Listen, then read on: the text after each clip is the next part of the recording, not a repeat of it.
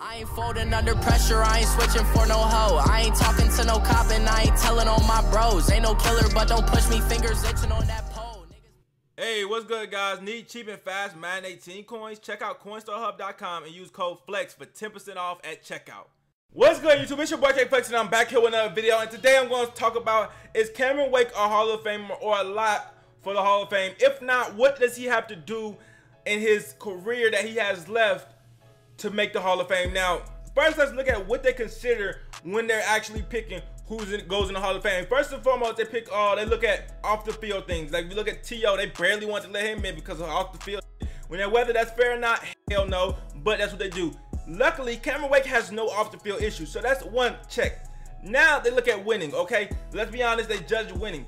Is that fair? Hell no. You can't judge a defensive lineman off winning. It's not Cameron Wake's fault that he was a part of some trash teams. It's not his fault that we had damn Chad Henne throwing the ball for a couple years. It's not his fault we just had Jay Cutler throwing the ball. It's not his fault. But unfortunately, when you look at his lack of playoffs and his lack of playoff success, they're going to take that against him when you talk about the Hall of Fame. Now, the third thing they look at is stats. And now, that's where he's going to have to win his Hall of Fame case unless the Miami Dolphins could make some noise, you know, in the next 2 years, I assume, with his career. Or I don't know how long he plans on playing. But unless the Miami Dolphins can make some playoff noise in his career, he's only going to have his stats to really back him up. Now, if you look at his stats, he has the most sacks since he's entered the league in 2009. He has been the most dominant lineman since he entered the league in 2009. Let me repeat that because some in the comment section is gonna say some bullshit like J.J. Watt being way better than Cameron Wake. I didn't say he wasn't. All I said is since 2009. Okay? J.J. Watt entered the league in 2011. Since 2009 when he entered the league, he has been the most dominant. Okay, let's go. He has the most sacks in that span, and now he's sitting at 92. Okay? This year, he's almost certainly gonna hit 100. So let's just say he hits 100 and he hits and then the year after he gets 6 more and he hits about 107 and then he retires. Okay, would that be enough for him to make the Hall of Fame? I'm not sure, and truth be told, I'm not sure if he ever had a chance to make the Hall of Fame, because truth be told, Cameron Wake didn't enter the league until he was age 27. When you enter the age of 27, you know what I'm saying, most people are in their prime. He spent 2 years of his prime in the CFL instead of the NFL. So his sacks numbers are a lot lower than the other 2 Hall of Famers that played in my generation. So these are the people right here, Jason Taylor and Michael Strahan, that I'm going to compare him to. Now, even if Cameron Wake finishes with 110 sacks, well, Jason Taylor finished with 139 sacks. Okay, so that would be almost 30, that would be 30, almost 40 sacks lower than Jason Taylor. You look at Michael Strahan, he finished with 141 sacks. That would be 40 sacks lower than Michael Strahan. But Michael Strahan played 216 games because Michael Strahan came into the league at age 22. Jason Taylor played 233 games because Jason Taylor came in the league at age 23. Cameron Wake had to fight to get into the league, didn't make it into the league until age 27, and is still going to reach 100, but probably won't reach their sack totals unless he's just unhuman, okay? He's just got to be just a cyborg. Now, is 100 sacks enough to get into the Hall of Fame? Now, if I look at this list of sack leaders in the NFL, and we're just going to go in order, and if they have a plus sign, that means they're Hall of Famers. Now, look at everybody with over, Julius Peppers will be a Hall of Famer. Everybody with over, and also DeMarcus Cousins will be a Hall of Famer. Yeah, I did accidentally say DeMarcus Cousins. Don't even mind it. Don't even trip. Don't even mind it. You know, it happened, man. Listen, man. I'm trying to upload 2 videos in one day. Don't mind it. I'm gone. So if y'all look, the whole top 10, everybody with over 137 sacks are Hall of Famers. But then you get to 132, and you see Leslie O'Neal, who is not a Hall of Famer. You see John Abraham, who may be a Hall of Famer. I don't see much people talking about him as a Hall of Famer. You got Jared Allen, who I think will probably be a Hall of Famer. You got Lawrence Taylor, Ricky Jackson, Derek Thomas are all Hall of Famers. Dwight Freeney, Terrell Suggs, Robert Mathis, Simeon Rice, Clyde Simmons. You got people who like half of these people up here that's in the hundreds are Hall of Famers, and half of them are not. You know what I'm saying? Hell, you even got Elvis Doomerville up here, okay? And I don't think anybody's talking about Elvis Dumervil as a Hall of Famer. So I don't think 100 sacks necessarily makes him a lock for the Hall of Fame.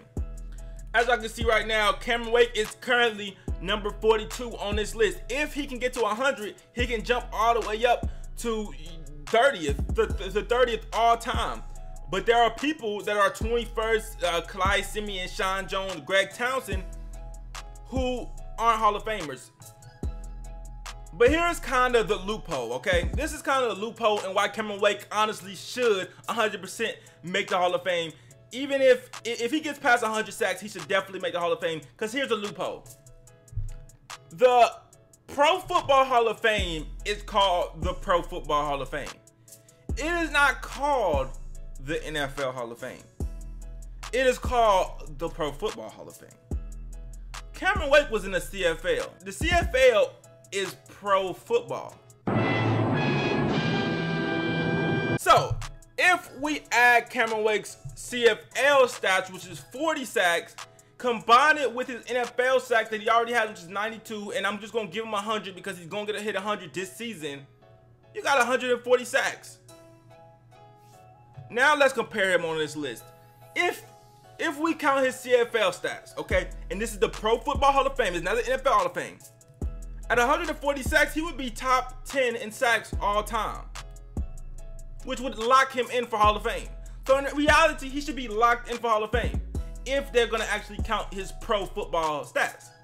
Now, if they're going to count his NFL stats, then he might not be locked in.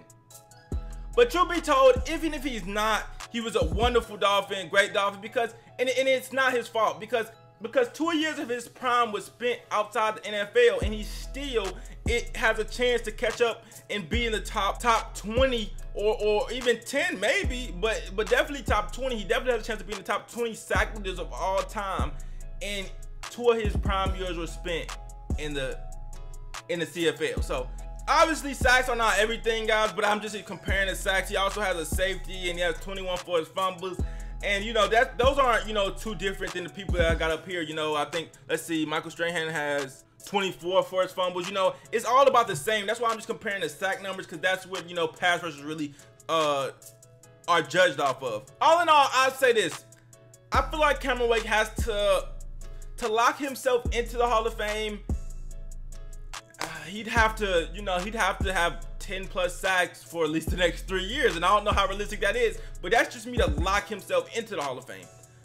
Even right now, I feel like he still is a Hall of Famer, but maybe that's just me being a Dolphins fan. I feel like if he crosses 100, he should still be a Dolphins. He should still be a Hall of Famer because he's playing a lot less games than these other people, because he didn't come into the league until he was 27 years old.